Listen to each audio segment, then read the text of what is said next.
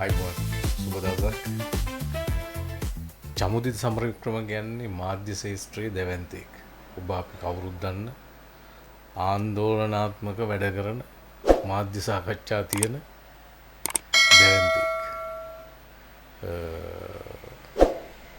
මම දැක්කා මේ නිවුස් එකක් හිරු එකේම කියනවා චමුදිත සමරවික්‍රම ඝාතනය කරන්න පාතාලේ ප්ලෑනක් කියලා. සැලසුමක් තියනවලු චමුදිතව ඝාතනය කරන්න. එක පැත්තකින් කල්පනා කරේ ඇයි චමුදිත ඝාතනය කරන්නේ? චමුදිත ඝාතනය කරන්නේ ඇයි? කාරණා දෙකයි තියෙන්නේ. එකක් තමයි හොඳ නරක කිසිම දෙයක් බලන්නේ නැතුව ශේෂ්ත්‍රයේ ඉන්න සියලුම දේශපාලඥයෝ ව්‍යාපාරිකයෝ මාධ්‍ය ඉස්සරහට ගෙනල්ලා ඒගොල්ලොන්ගේ ප්‍රශ්න කරන එක කරන්නේ දැවැන්ත විදියට ප්‍රශ්න කරනවා යම් කිසි ආందోලනාත්මක සිදුවීමක් ගැන. එතකොට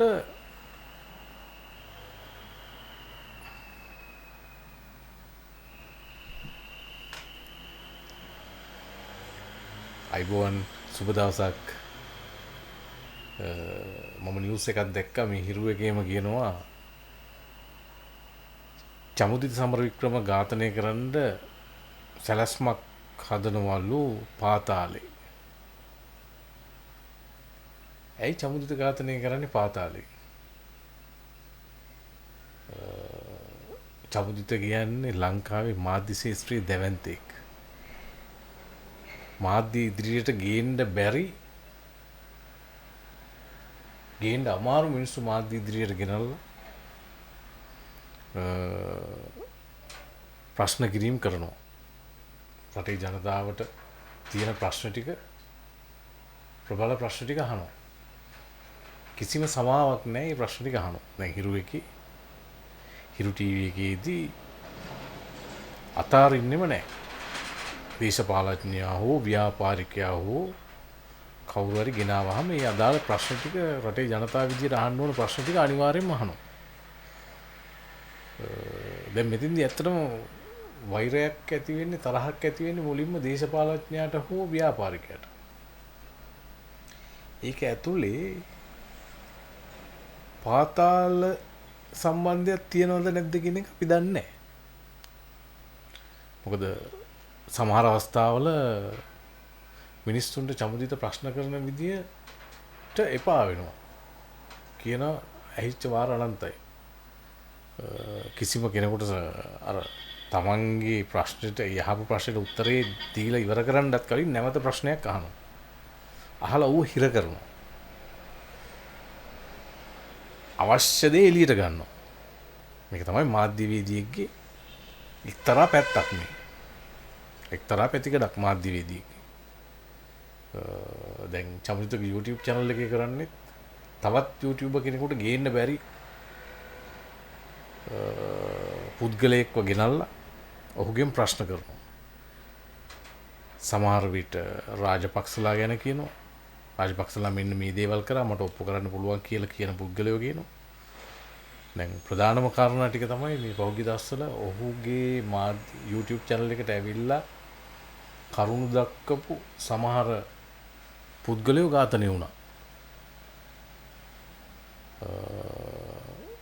හොඳම උදාහරණය මේ කජ්ජගේ ඝාතනය ඇවිල්ලා කියලා ගියා. මට අවස්ථා දෙකකදී ආවා මට මෙන්න මෙහෙම තර්ජන තියෙනවා කියලා ගියා ඝාතනය වුණා.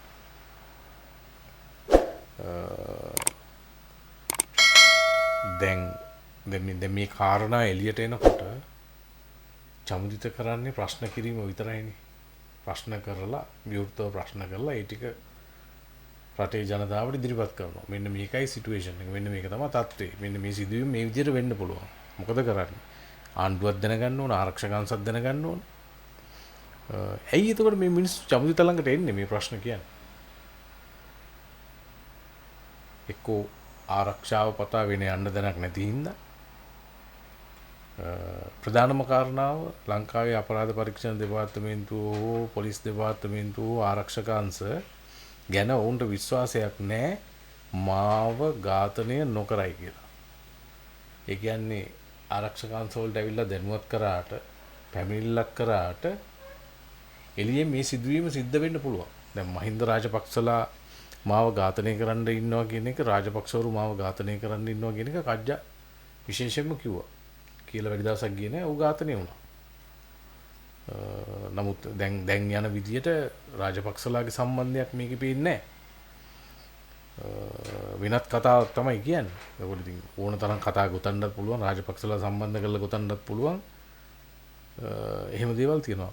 නමුත් මේකේ ප්‍රධානම කාරණාව තමයි මේ ප්‍රබල ලෙස ප්‍රශ්න කිරීම. ප්‍රබල තොරතුරු එළියට දැමීම. දැන් චමුදිත ළඟට චමුදිතගේ YouTube channel එකට එන්නේ එක්කෝ මරණ තර්ජන තියෙන කෙනෙක්. එහෙම නැත්නම් ලොකු අසාධාරණයක් වුණ කෙනෙක්. එහෙමත් නැත්නම් රටේ ජනතාවට රටේ බදු මුදල් වලට අගතියක් කරපු කෙනෙක්. ඇවිල්ලා තමයි තොරතුරු දක්වන්නේ. ඉතින් තව ඉදිරියට මේ දේ චමුදිත තමන්ගේ channel එක කරන්න හිරු TV එකේ ඉන්න මේ සිදුවීම ඉදිරියට දිගටම සිද්ධ වෙනවා. රහස් එළියට එන්න තියෙන ප්‍රසිද්ධිය එළියට එන්න තියෙන ඉඩකඩ වැඩි. මේක තමයි ප්‍රධාන ප්‍රශ්නේ. ඉතින් ඇත්තටම ඌව ඝාතනය වෙන්න පුළුවන්. දැන් මම දැක්ක මේ කමෙන්ට් එකක් දාලා තියෙනවා මේ කුණුහරුප සුදාට ආරක්ෂාව දෙනවට වැඩිය චමුදිත වගේ කෙනෙකුට ආරක්ෂාව දෙන එක ඇත්තටම හොඳයි කියලා.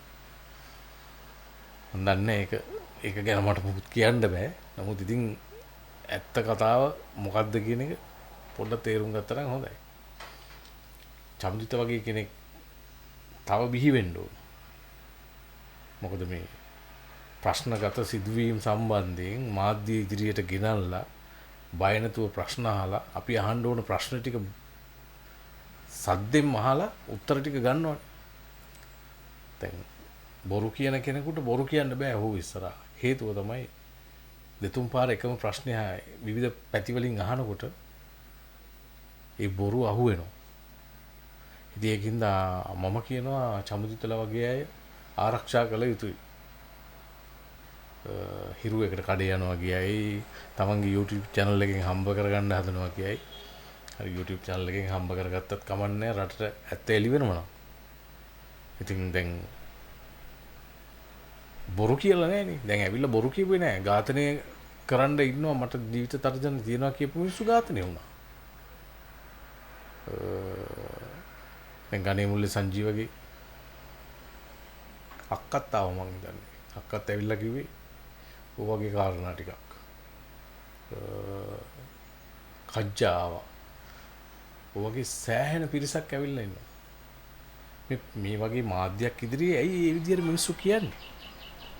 තමන්ගේ ආරක්ෂාව රජයෙන් බලාපොරොත්තු වෙන්න බෑ. හරි. තමන් වරදක් කරලා තියෙනවා. දැන් ඒක පාවා දීලා තියෙනවා. කරපු වැරදි එලි කරලා තියෙනවා. දැන් හිරු සලකුණු ප්‍රෝග්‍රෑම් එකේදී කීප දිනක් එකතු වෙලා වට කළා ප්‍රශ්න අහන්නේ අවශ්‍ය ඇත්ත එළියට ගන්න. තමන්ට ඇත්ත කියන්නේ බොරු කියන්න බෑ.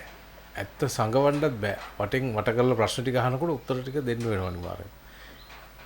ආවේගශීලී කරලා තරහ ගස්සලා හෝ ඇත්ත එළියට ගන්න උත්සාහ කරන්නේ. ඒකින්ද මේ මාධ්‍යකරණයේදී දෙවන්ත වගකීමක් ඉෂ්ට කරන කෙනෙක් තමයි චමුදිත සමරවික්‍රම කියන්නේ. ඒකින්ද ඇත්තටම ඔහුට මරණ තර්ජන තියෙනවා නම් එහෙම නැත්නම් ඔහු ඝාතනය කරන්න සැලසුම් කරනවා නම් කවුරු හරි ඒවා ගැන හොයන්න ඕන. ඔහුට ආරක්ෂාව අනිවාර්යයෙන්ම දෙන්න ඕන. තව තැනක මම දැක්ක මේ උද්දික ප්‍රේමරත්න 2 කියලා දාලා තියෙනවා. ඒ කියන්නේ මේ යම්කිසි තර්ජනයක් තියෙනවා කියලා දේශපාලන රැකවරණය පතා රටින් පනින්න යනවද කියලා. මම හිතන්නේ එහෙම එකක් කියලා. ඇත්තටම සමහර විට මරණ තර්ජන ඇති. මේ යන ක්‍රමවේදය අනුව. ඒකින්ද අපි විශ්වාස කරනවා ඔහුට ආරක්ෂාව දෙයි කියලා. ඉතින් අපි බලාගෙන ඉමු. channel එක subscribe කරගෙන යන්න bell icon එකත් ඔබාගෙන ගිහිල්ලා එන්න. ජය වේවා.